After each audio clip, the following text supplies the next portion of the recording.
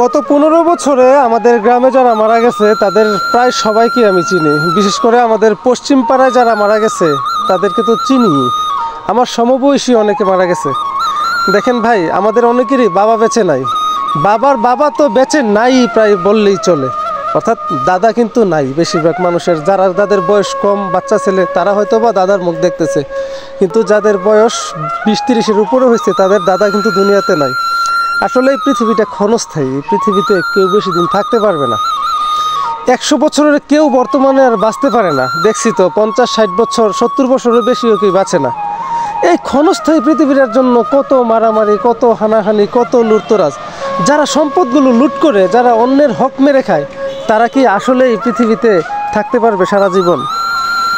আজকে আপনি একটা চুরি করলেন, আজকে একটা ডাকাতি করলেন, রাত্রেবেলা আপনি মারা গেলেন, দুর্ঘটনায় মারা গেলেন, বা প্রকৃতির নিয়মে স্বাভাবিকভাবে মারা গেলেন, কিন্তু এই লুটের টাকার আর কী হবে? এটার দায়ভার কে নেবে?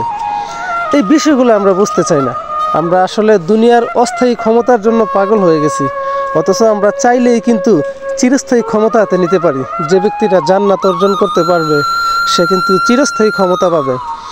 আমরা এতটুকু শুনছি, দুনিয়ার 7টার সমান একটা জান্নাত। দেখেন, আজকে আপনার চুরি করে, ডাকাতি করে, অনেক কিছু করে ক্ষমতা দেখিয়ে হয়তো ছোট্ট একটা জায়গায় ক্ষমতা দেখাতে পারবেন অল্প সময়ের জন্য, কিন্তু যখন আপনি একটা জান্নাত অর্জন করতে পারবেন তখন কিন্তু আপনি